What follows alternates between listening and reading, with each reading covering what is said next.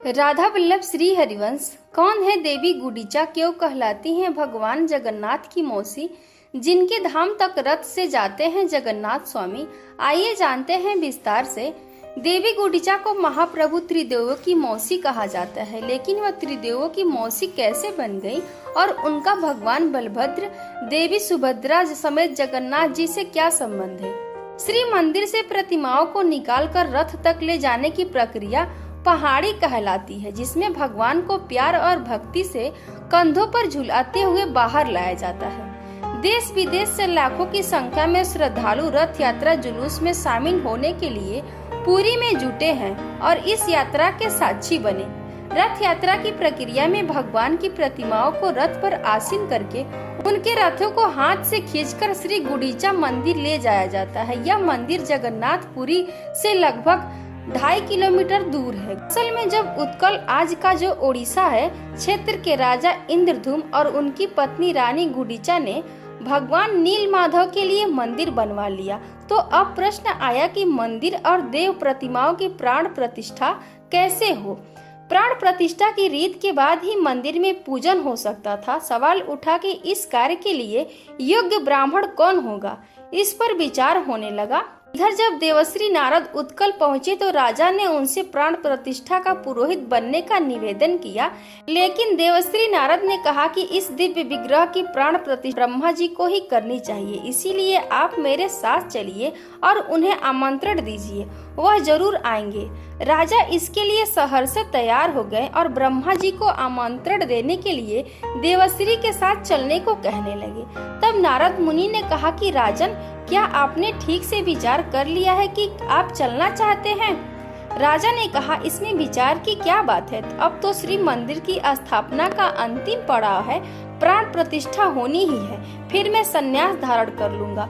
तब देवर्षि नारद ने कहा कि आप पहले विचार कर लीजिए और ब्रह्मलोक चलने से पहले अपने परिवार से आखिरी बार मिल तो लीजिए। आखिरी बार ये शब्द सुनकर रानी गुडीचा असहज हो गई। राजा भी कुछ समझ नहीं पाए, राज परिवार परेशान हो गया। तब देवर्षि नारद ने कहा कि आप मनुष्य हैं, ब्रह्मलोक जाने और वहां से लौटने में धरती पर बहुत सारा समय बदल चुका होगा, कई शताब्दियां लग जाएंगी।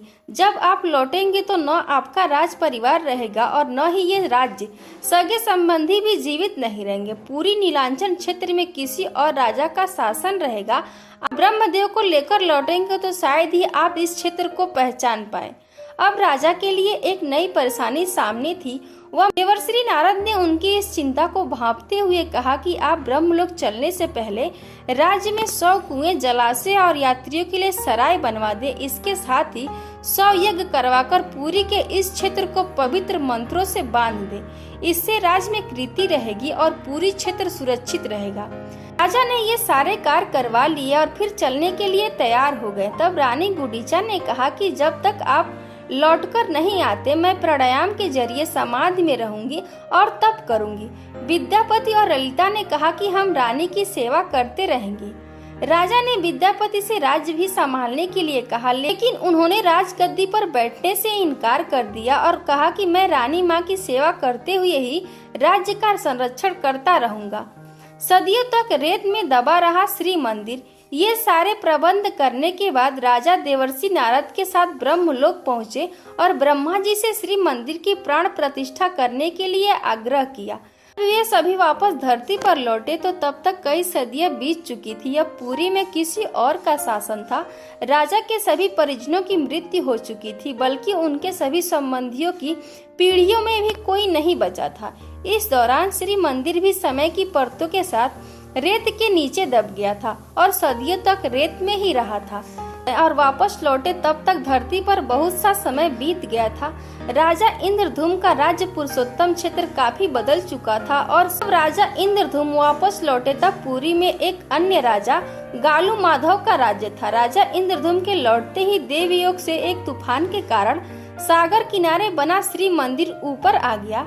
राजा गालू माधव ने खुदाई कराई और उसकी स्थापना कराने की तैयारी करने लगे। इसी दौरान भूतकाल के राजा रहे इंद्रधूम ब्रह्मदेव को लेकर आ गए अब नए राजा गालू माधव और प्राचीन राजा इंद्रधूम के बीच विवाद की स्थिति बन गई। तब हनुमान जी संत के वेश में आए और उन्होंने सारे घटनाक्रमों के नए राजा गालू माधव को अवगत कराया। राजा गालू माधव भी कृष्ण भक्त थे। संत वेश में हनुमान जी ने उनसे कहा कि अगर ये राजा सत्य बोल रहे हैं तो इन्हें मंदिर के गर्भगृह का द्वार खोलने के लिए कहो।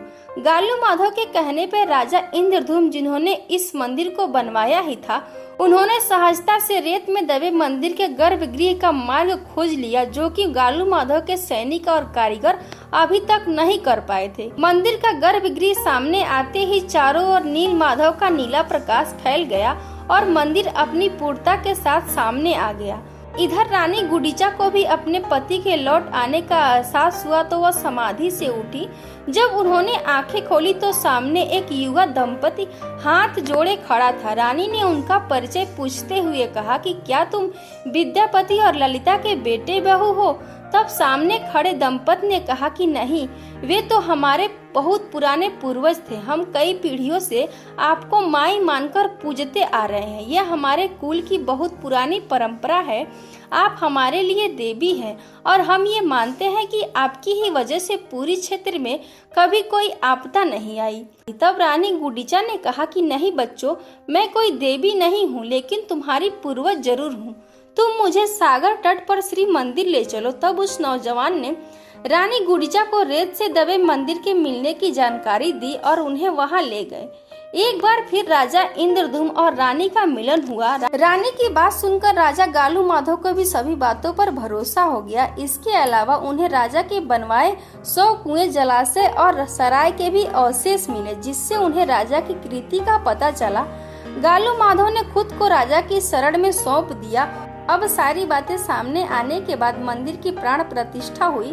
ब्रह्मदेव ने एक यज्ञ कराकर रानी गुडीचा और राजा इंद्रधूम के हाथों जगन्नाथ भगवान की प्राण प्रतिष्ठा कराई। प्रतिष्ठा होते ही भगवान जगन्नाथ बहन सुभद्रा और भाई बलभद्र के साथ प्रकट हो गए। उन्होंने राजा को आशीष देकर उससे मनचाहे वर मांगने को कहा। राजा ने मांगा कि जिन जिन सैनिकों श्रमिकों ने मंदिर के निर्माण और इसे फिर से रेत से निकाल लेने में श्रम किया है, उन सभी पर अपनी कृपा बनाए रखना। दूसरे भाग के लिए हमारे चैनल को सब्सक्राइब करें।